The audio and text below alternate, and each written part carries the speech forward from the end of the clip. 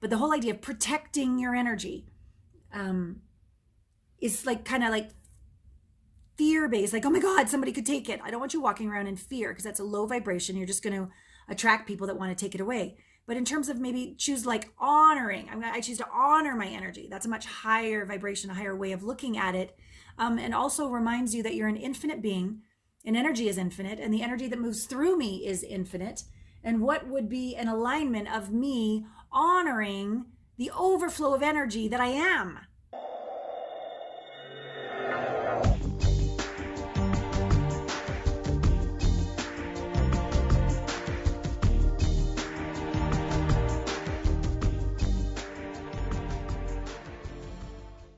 How do I protect my energy? Well, I thought I would start by kind of showing you some things. That is where the wood stove is, where I sit in the evening by the fire to slow down, praise my brave self for all the risks I took, forgive myself for any judgment of when I fell down and failed and didn't just have compassion for myself, where I read my spiritual text, where I meditate, where I ask questions. And then this is where I do my little workout in the morning. I work out with 2 different trainers and also a yoga instructor. So like 3-4 mornings a week. And to be honest, if I didn't have them, I probably would still get up and work out, but I'd probably only do it maybe, I don't know, half-ass. They push me. And they also support me in connecting my body, mind, and spirit. So this is back to like your energy question. So this is like a fun little place to sit upstairs. There's a nice little this, and there's just a beautiful view. So I thought we'd sit here as we talk about protecting your energy. Energy, people can take it. They can suck it. Being around some people is really a suck of energy. We can also be overly responsible for somebody rather than to them, and give our energy away in order to save them so they're so grateful for us so that we feel good enough. I used to do that. I probably still do if I'm not like really, really careful.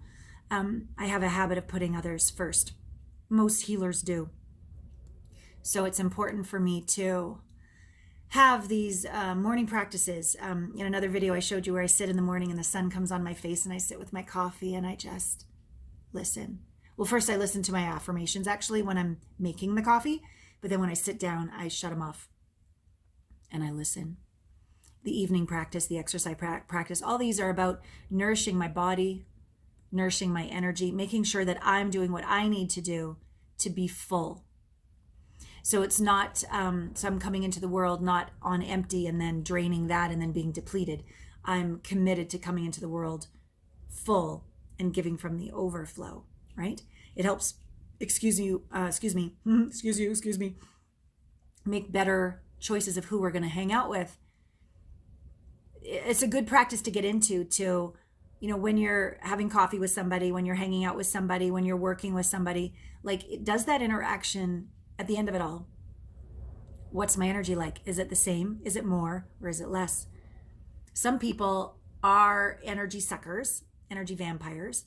And by the time you're with them, you're depleted. Don't hang out with them. There's other people who it's neutral. I guess that's fine. But I recommend that you hang out with, work with, play with, make love to people that you get more energy when you're with them. And so do they. You're both a contribution to one another. That's very supportive. So these are choices that we can make about our self-care, choices we can make about who we hang out with. But the whole idea of protecting your energy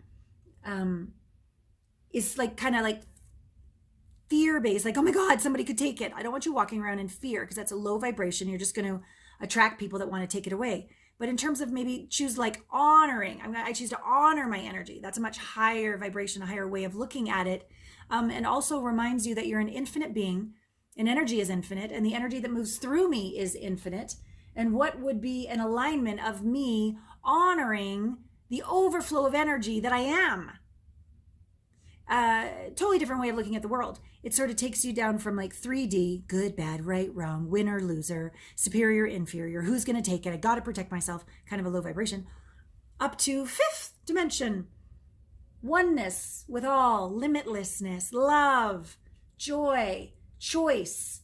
It works, it doesn't work. Like that way of living with your energy allows you to have compassion, allows you to say thanks, but no thanks, with so much more ease, because you're not in oneness and in 5th dimension sourcing your worth on another's opinion of you or on another's approval of you. You've already decided that you're enough.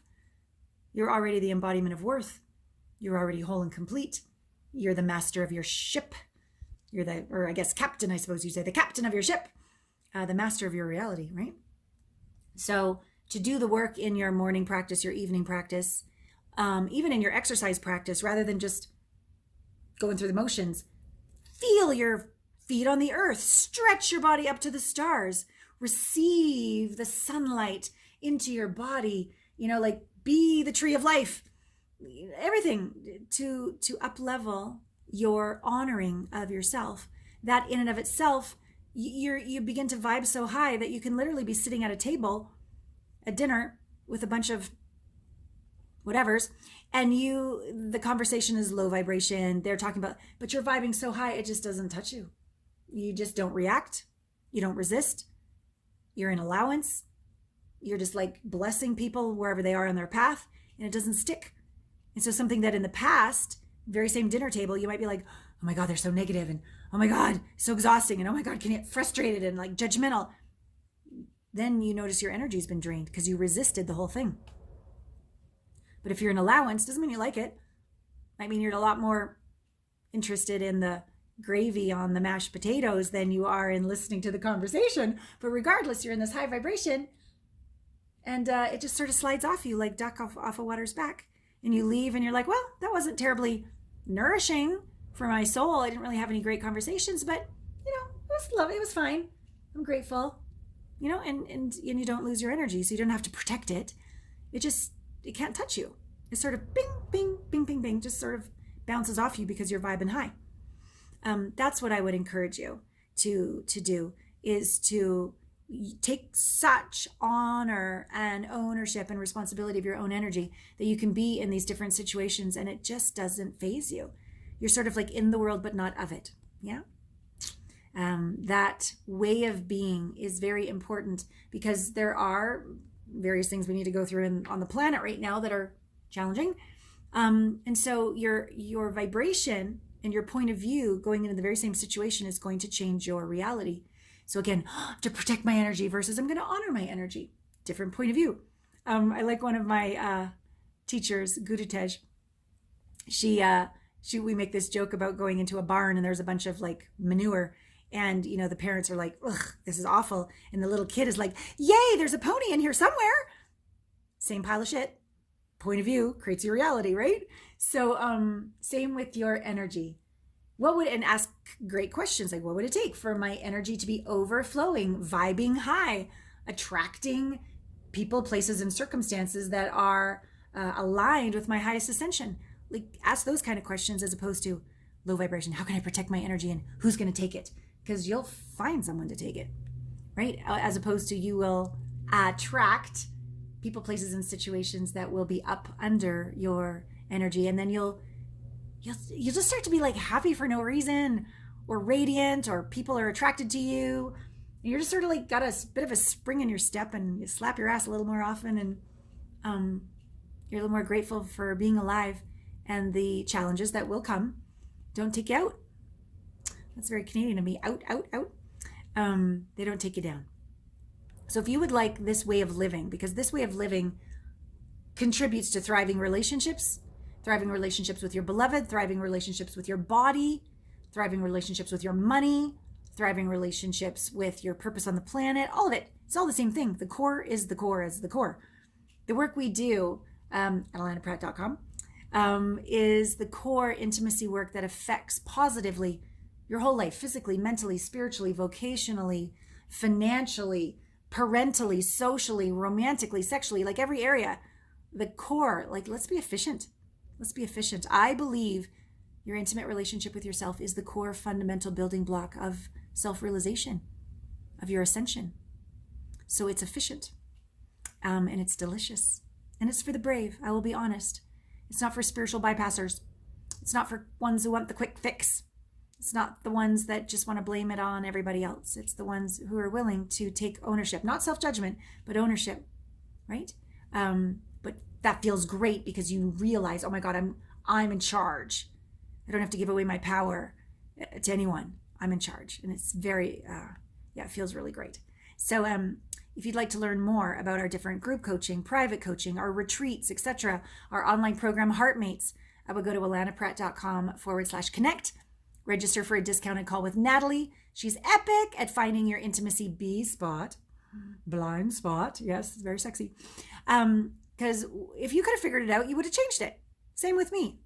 But none of us can see our blind spots. That's how they are. That's why we're on the planet together, to support one another. So let her support you. Let her love you.